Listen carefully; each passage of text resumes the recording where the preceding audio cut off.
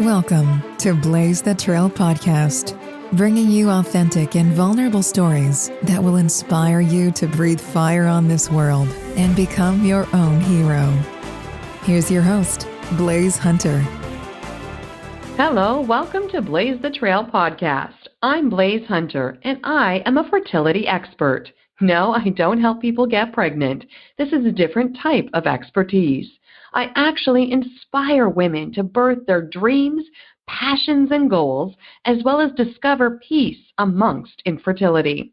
After going through traumas and tragedies, dealing with a rare disease, and experiencing 3 miscarriages, I decided to take charge of my life and not let life happen to me, but rather become the hero of my own life. I am not barren. I am continually birthing my purpose every day. So that's why I've created this show, to demonstrate how even though we experience setbacks and disappointments, we still have a destiny to birth. We just need to blaze the trail and be expecting. This podcast will inspire you to lean into your problems and allow them to be the vehicle that transports you into becoming the hero of your life so you can breathe fire on this world. This week's topic is about the friend zone, and some key points that we'll cover is that usually the friend zone is a negative thing, but today we're going to talk about how it can be a positive thing and geared towards addressing tips and tools on how we can make friends as adults. We will get reflective surrounding our fears around being vulnerable and creating connections. And I will share some insights and personal experiences about this subject. I am a published author, an international speaker, fertility expert, and certified life coach. My coaching practice is based on the quote from Fred DeVito: "What doesn't challenge you doesn't change you." I want to challenge myself and the world to take off those masks and get vulnerable and real so we can address root issues and grow. That's how we can transform into the best versions of ourselves. So we're going to dive right in right now and talk about the friend zone. Like I said, it can have a sort of negative connotation because to most single people, if they're interested in someone, they never want to be filed off into that friend zone. They want to have that option open of letting that friendship grow into maybe a relationship. But you hear all the time, oh yeah, they friend zone me, whether it's guys or girls. We've all been there. I've been there, and I've done it to guys as well. I had no idea that some guys were interested in me, and I totally put them in the friend zone. And now I look back as a married woman and be like, wow, I think they were interested in me. Too funny. So whether you are looking for the Thelma to your Louise or a bromance, it's actually quite difficult to ask for friendship, to search for friends and to make that connection of a true friend as older as we get. And I know that's tough because when you look at kids and I look at my daughter, she makes friends instantly. She doesn't even know kids' names and they're instant friends. And I look at that and I'm like, why is it so easy for her at 6? And I find myself as older as we get, I notice for myself, for other people in my life that making friends is actually quite hard to do. So that's why I wanted to do a show about it, to really kind of peel back those layers of this taboo topic that we don't really talk about, that it's actually quite hard to make a friend. And so I'm going to give you a little bit of my backstory. I didn't have a lot of friends growing up. I have these memories as a kid. I went to a small school.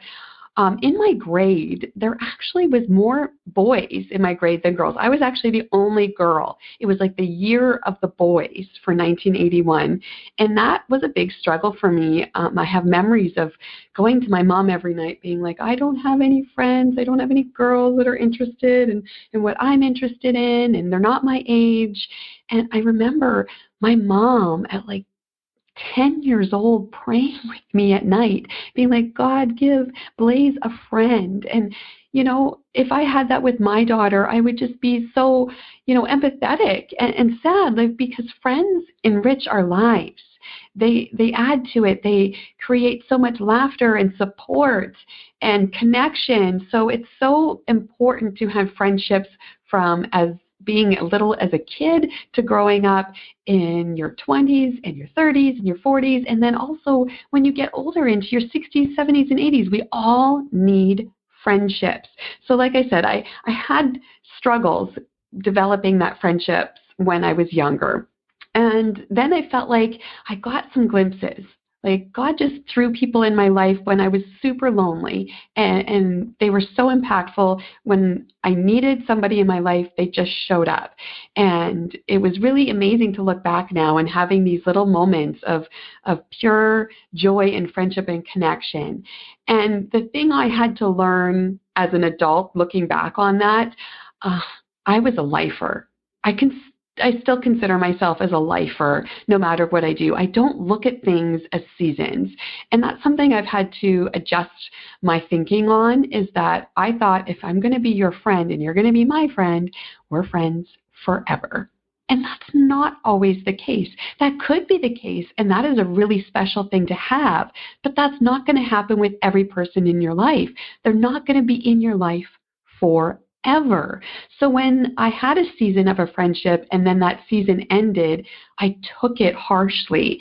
It was devastating for me because I wasn't prepared for a season of friendship. I was prepared like, you're my friend until the day I die. And it doesn't always work like that. People change, people grow, people move on, people move. We go in different journeys and paths, and we have to be accepting of that, accepting for ourselves and accepting of other people. And a big thing to note here is that in any friendship, we don't own each other. And I think we get lost in that. There's ownership there, like you're my friend, you're my best friend. And there's some definite, I guess, things that we can learn from that and dissect that. I really have a problem with the term best friend.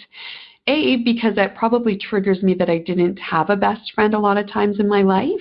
But B, whenever you go around somebody and they were like, oh yeah, such and such, they're my best friend, it kind of creates exclusion to me. It's like, oh, if that's your best friend, then who am I? Or who are the other people in your circle? If you're singling one person out as your ultimate friend, it really creates distance and exclusion. And I never want my daughter to say that is my one and true best friend and no one else is allowed in that sphere. Because yes, you could say that's like one of my best friends, because it's just changing your language just a bit and allowing room for other people to enter in and not feel excluded.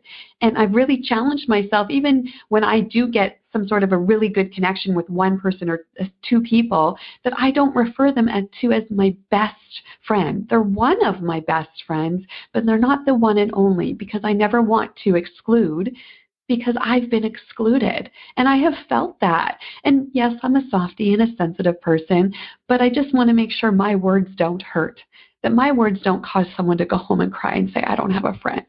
So really be mindful of that, what your language is when you're referring to different friendships to other people. It could hurt people. And it's just about, you want to create friendships, you don't want to create divides. So that's a little bit of my backstory. But then I had some incredible women come into my life as a young age, and then going into college and getting into the workforce. And it was just amazing to look back being like, yeah, when I was down and lonely, someone just popped up in my life and really picked me up and carried me through the next stage in my life. And it was just amazing to have these glimpses and these deep connections. And I really am thankful for those people in my life that taught me so much, that brought a different side out of me, that I could bring something to them. And we created a loving friendship, whether it lasted a year, whether it lasted 10 years, or whether it lasted just a season and it's over. And I can look back and be like, I valued that. That was an amazing connection to have. But saying that, I've been a lifer, and that I never thought friendships could have a season or expiry date, that was a big lesson to learn.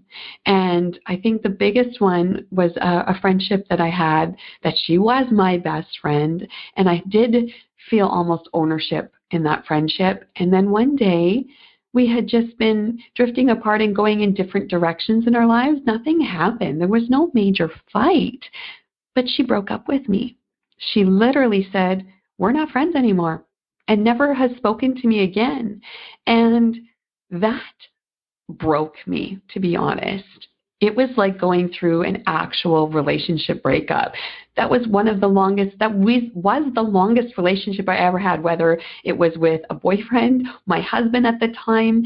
I had been friends longer with that person than I was with my husband, even before we were married. So there was a big length of time in there. That was a deep connection.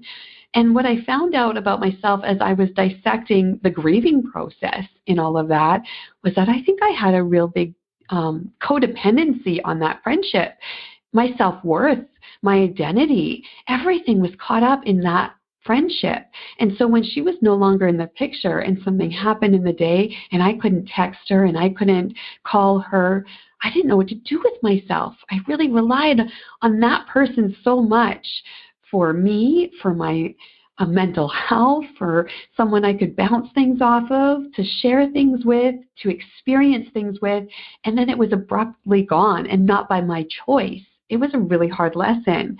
And I had to learn, like, going forward, what can I take away from that I can apply in the good to a next friendship? And what could I learn from to not do going forward in another friendship? And really learning that I've got to stand on my own 2 feet and I've got to have self-worth and I've got to be able to just have someone add to my life rather than rely on them for things and support. I've got to support myself. I've got to make myself happy. And yes, you are there for people when they need help, but they're there for you when you need help, and you're not always down and needing other people to pull you up. It's a give and take. And I think I was in a really big taking. And that was a big lesson for me to learn and take away from that friendship. And there was a time where I was very angry and then broken and confused and grieved that a lot. And it is okay to grieve a loss of a friendship. There is a grieving process, but it's how you move forward from that. And I had to dig deep and just move forward and allow myself to open up to other possibilities of friendships that maybe I was closed off to because my sole focus and energy was on this one friend. And I really thank her for that. It's not any more ill feelings towards her. It's like, wow, that was it for a time and a season I needed her. And for some reason, we needed to end ways in our lives, and that was okay. That was the season. And just allow yourself permission to say that's okay in this moment. And whether it's a lifelong friend or someone that was just in for a time, really examine that, learn from it, and be thankful and have gratitude for the time that you did have with that friendship. It's such a beautiful thing that you had something with somebody that created that closeness and that connection. And maybe you just needed that in that moment of your time, and maybe they needed that in their time of their life. But I found going through different moments and stages of my life, whether it was in college where I had great college friends, but then you go in the workforce, you move, you're all over the place, then you get married and your partner is really your best friend, and you know, you're having that time and creating that closeness with your partner, but you still need outside friends. You still need girlfriends that, you know, you do girly things with, or you do stuff that you're interested in with, that takes your mind off other things in life and just gets you out and gets having some fun and lightness. But then I became a mom. Oh my goodness, that was definitely a struggle for me. I became a mom when I really didn't know many other mothers that were in my sphere. I didn't have any friends that were having children at the same time. I had one work friend having a baby, and we did create a bond just because we were pregnant at the same time, and that was my one friend. And I'm like, I need more in the bullpen than one friend, right? And I was going through such a hell with a cranky, colicky baby that never slept for like 3 years. I kid you not. I'm not even exaggerating here. And so one time when my husband and I were walking with our crying, fussy baby, she was probably about 3 or 4 months old, and we just had never slept since the day she was born, and all we could do was walk in the stroller to get her to calm down. And we came across a street right by our house and we saw two other moms walking their babies, and they were both girls, and we kind of stopped and oohed and awed and said, oh, hi, how old is your baby? And we realized our three girls were born within 2 months of each other. So that was pretty cool. And they left on and started walking in different directions, and I just stopped my husband and I said, oh my God, moms, watch where they go into their house. What house do they live in? I'm going to be a total stalker right now. I need mom friends. He was just looking at me. But I seriously looked. I was totally crazy stalker person here. I watched both of them go into their houses and remembered which houses they were. And then I went home and I thought about it for about a week. I'm like, how do I actually make a friend? I don't know these women. I don't even know their names. I know where they live, but I don't know anything about them. But they have children the same age as my daughter, and I need some connection here. I need mom friend. So I bought up the courage to come up with this harebrained idea. I thought, back in the old days where you baked a pie for your neighbors. So I kind of took it from there and thought, you know what, maybe I can make a cheese ball. My mom's great at making cheese balls. I have a recipe. I might make a cheese ball. And I'll write a little card saying, it was good to run into you that day on the street. So cool, our daughters are all the same age. I included a homemade headband for their girls. And I said, if you're ever doing a coffee date or a play date, please let me know. I would love to join. And I finally got up the courage to do this. And I literally one day knocked on both of their doors and dropped off a cheese ball and basically said, will you be my friend? I was in my 30s.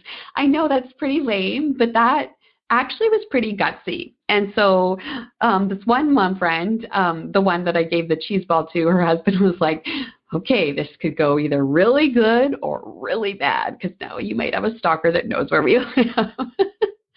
But I give so much credit to myself for taking that leap and being vulnerable and just asking someone to, hey, will you consider being my friend? But then I give massive props to the other mom who did one day, maybe a week later after dropping off that cheese ball, she called me and said, hey, I'm having a few moms over for a cup of coffee with our babies. If you care to join, you're welcome to come over. And I did. And that started a beautiful friendship that is still ongoing 6 years later. And I'm just so thankful for that. So they still call me Cheese Ball, actually. That's my nickname in that mom group. And the other one I did drop off the cheese ball to, she's in that group as well. And we've been lifelong friends since that moment of the cheese ball. So there's something that you can do. It really is about, putting yourself out there. And that was my breakthrough moment of creating a really amazing friendship, was me being vulnerable and having a cheese ball moment. And so I encourage anyone out there that's wondering, yeah, easy for you, blah, blah, blah. You're outgoing, you're an author, you're a speaker, you're good at this. No, I have my moments too where I'm not good at this. It is a vulnerable part of yourself to say, hey, will you be my friend? Sometimes it organically happens, just you're out and you meet at a similar place, whether it's an exercise class or, mutual interests, and it just strikes up a conversation and boom, you're friends. But it doesn't always work like that. And if you're a mom or if you're busy working, you're not always in those spheres to get friendships organically. So you might have to seek them out and do a little bit of work as well. So after those initial breakthroughs of creating some friendships by me being vulnerable, it was amazing what happened next. It was like I opened the door and said, hey, I'm welcoming new people in my life, new friendships, and I'm willing to keep an open mind for people that want to be friends with me. And it was interesting. I went out with another friend for her birthday. We were out for supper, and she had other friends that were there that were in her circle, but I didn't necessarily know. And I sat beside this one lady, and we just giggled the entire time at the restaurant. And we had mutual love of food, and we're such foodies, and we just giggled and laughed. But I had never met her before. And that was it. We said goodbye. I didn't think anything of it. We didn't exchange numbers, nothing like that. It was just, that was the end of our fun night together. But, a couple weeks later, she got my phone number from the mutual friend that had the birthday party. She called me. She was like, hey, I don't know if this is weird, but, I had such a great conversation with you and a great time with you at that dinner party. I was just wondering, will you go on a date with me? Be my friend? I'll pick you up and we can go shopping. And we did. And that is another friendship that's still ongoing. And she took massive bravery and balls, basically, to call me out of the blue and ask to be my friend or to be her friend. And I just, again, give her such mad props for that because, wow, that was bravery. That was vulnerability and action. And I applaud that. And I'm encouraging you. If you're in a place in your life and you would like to expand and have some more friends or have a friend, it really comes down to you creating that space of vulnerability and allowing connection. Because if you walk around everywhere with a wall up, and you're thinking you want a friend, but you don't know how to open up, you're really having a big Post-it sign saying, back off, I don't want to be friends. So you've really got to do the work and first ask people how you come off. Like, are you approachable? Are you looking like you're timid and shy? No one wants to talk to you. Are you making some sort of effort in your own unique way that opens up a door or a pathway to create a connection? And it is something I have learned. It wasn't natural to me. Like I said, I struggled as a kid. I struggled into my 20s. And all of a sudden I realized in my 20s, if I just am myself, and if it's not about me like making friends, it's just about me creating connections, and I'm connected with myself and I want to learn more about people, ask questions. It's a great pathway. It's a great doorway to create a friendship. Ask a question and don't ask, what do you do for a living? I'm encouraging, my friend spoke at a conference about this. She's like, stop asking people what they do. Ask people what they're passionate about. What inspires them? What brings them joy? And it's such a unique conversation other than, oh, what do you do? Oh, I'm a stay-at-home mom, or I do this, or I'm in HR, or I'm a doctor, I'm a lawyer, right? Like, is that your interest area? Maybe that's your career. But what are you passionate about? What are your interests? Like, as a friend, I want to know about your interests. I don't care that your job doesn't define you. I want to know who you are as a person, what lights you up. And it's just an interesting way to create a conversation with one another of what are your interests. And so, like I said, I had to learn that, and that is my experiences. And I have learned now and mastered the art of creating friends because I really got vulnerable with myself. And it's amazing. I go anywhere, and this is a tried and true tested method of just being vulnerable, because I'll walk in a room with somebody else that is not as open or vulnerable or connected or looking for any connections. And we'll meet the same person, and that person will serve them a cup of coffee or help them in the business or wherever we are. And it's just like, thank you very much. Pleasantries. Yep. Really nice. Blah, blah, blah. I'll walk in like 2 seconds later and strike up a conversation, and within minutes she's telling me she's having a really hard day because she is breastfeeding. She just got back to work. She's having anxiety. She doesn't know what to do with this breast milk, and her breasts are hurting, and she's just having a really anxious day because of all of these flooded emotions and hardships and reconciling with going back to work and leaving her baby at home.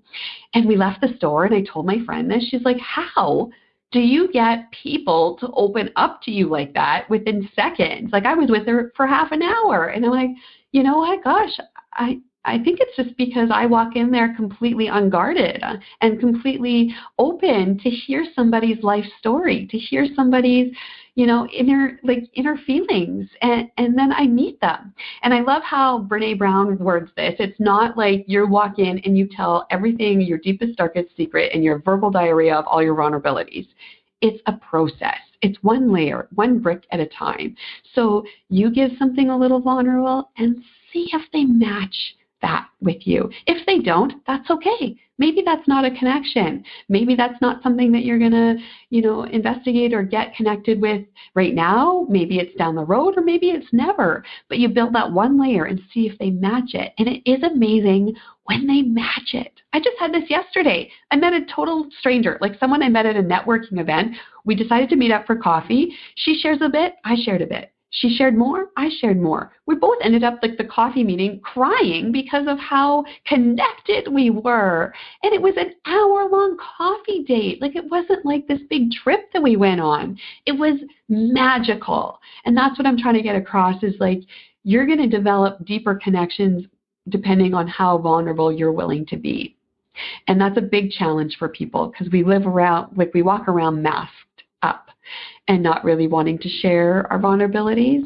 But that's what makes us connected, is sharing that and sharing our hearts with one another, not these facades and masks that we think everybody wants, the perfections, that there's no flaws, that I've got it all together.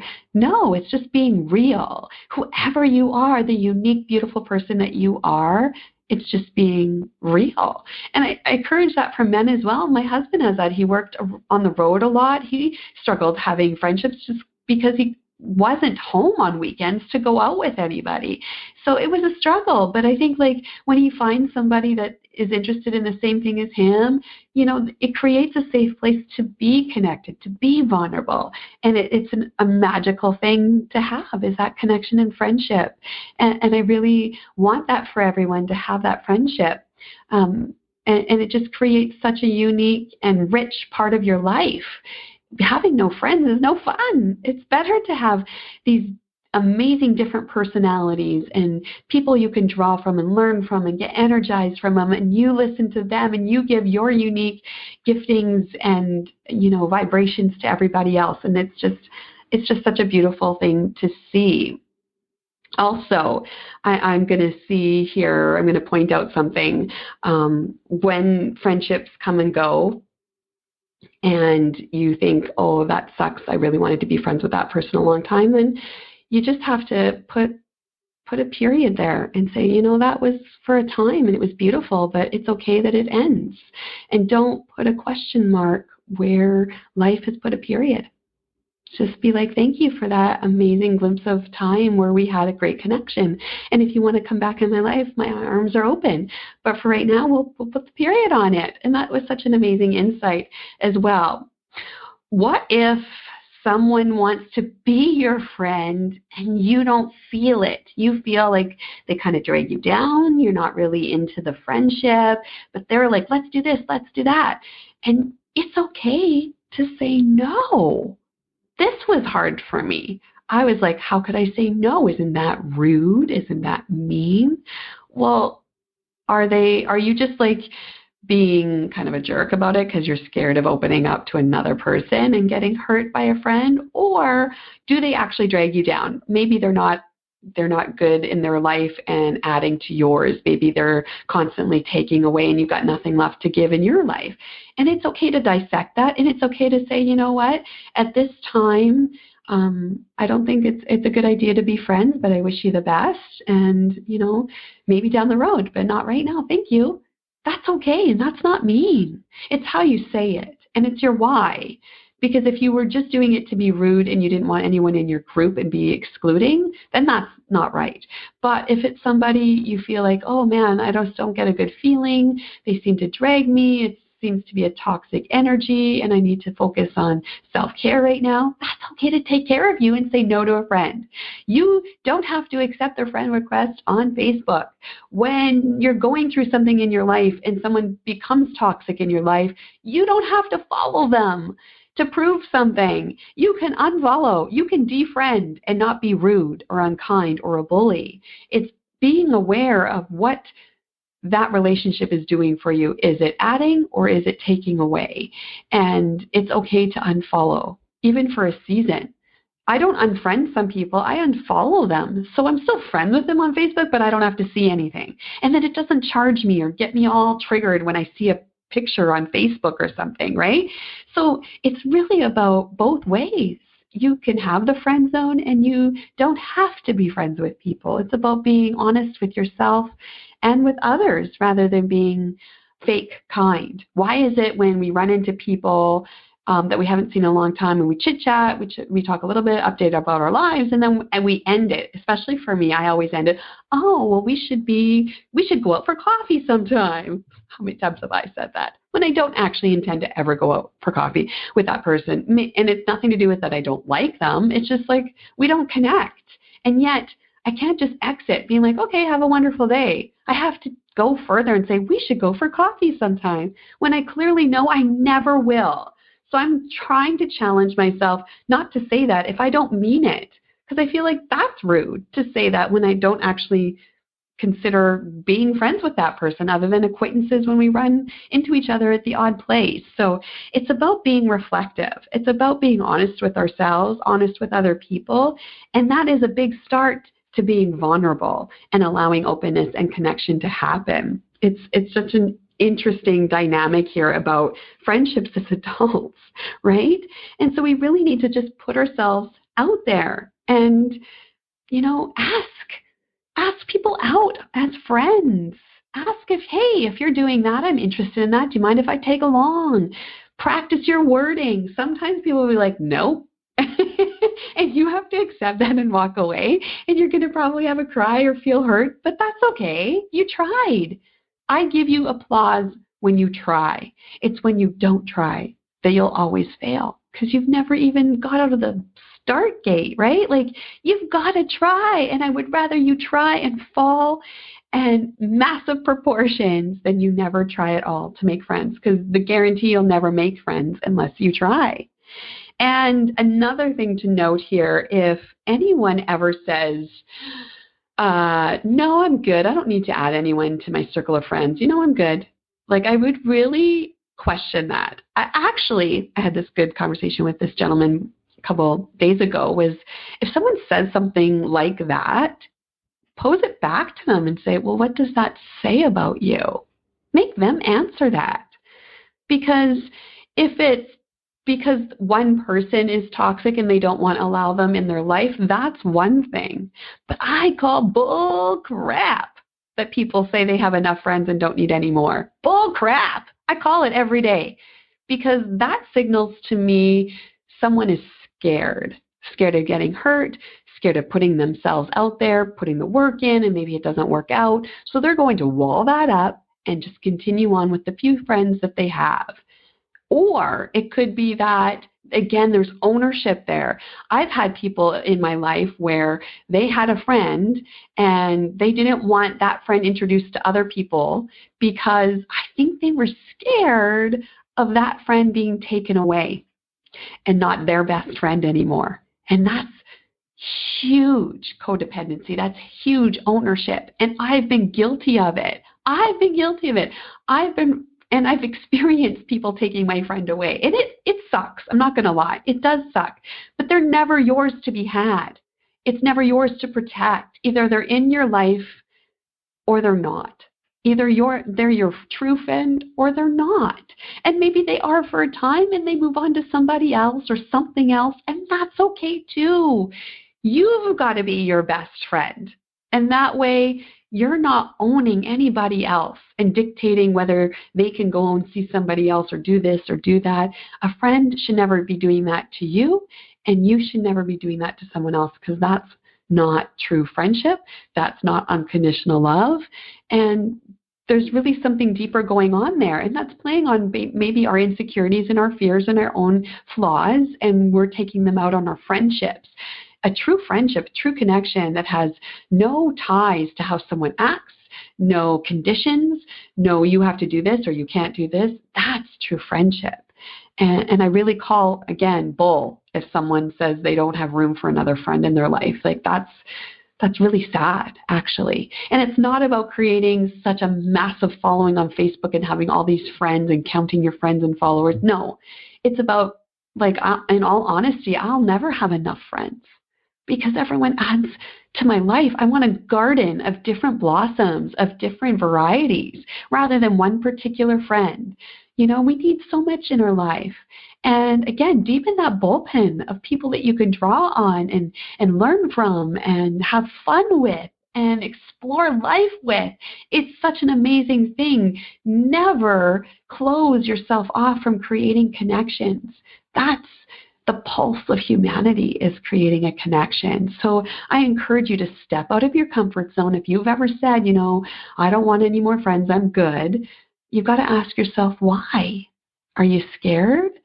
And it's okay to be scared, but then you've got to push through that fear. It's not okay to sit there and exclude others from your life because you're scared.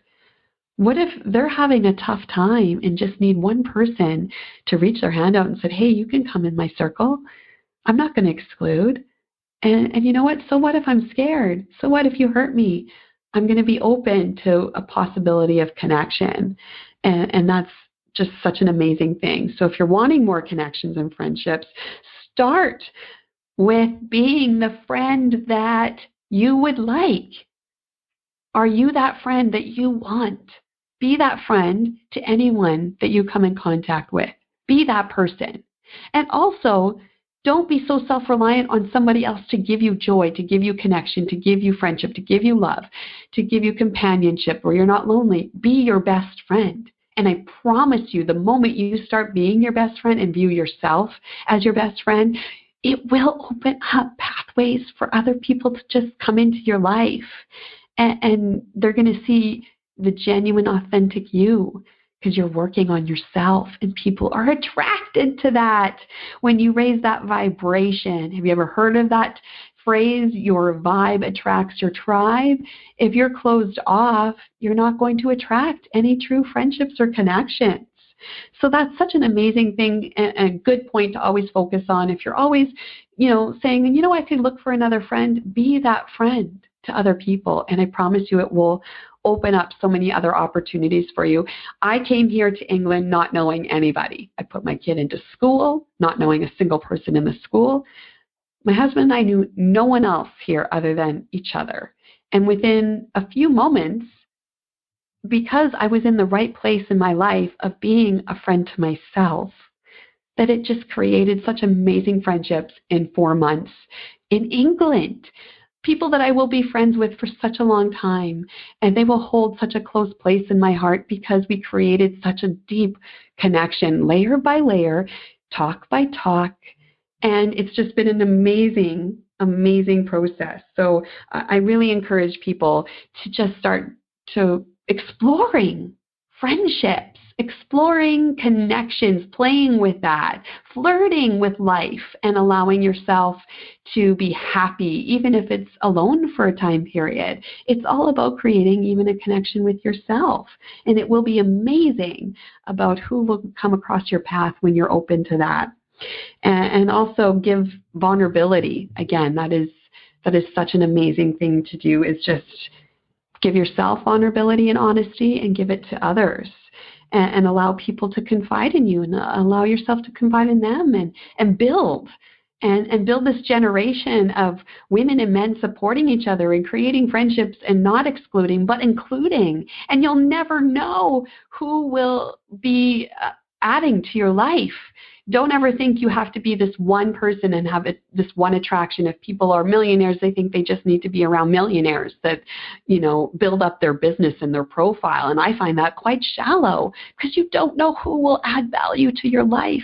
Don't discredit anyone. I learned something from everybody, from all different spheres, from all different cultures, from all different backgrounds, from different interests.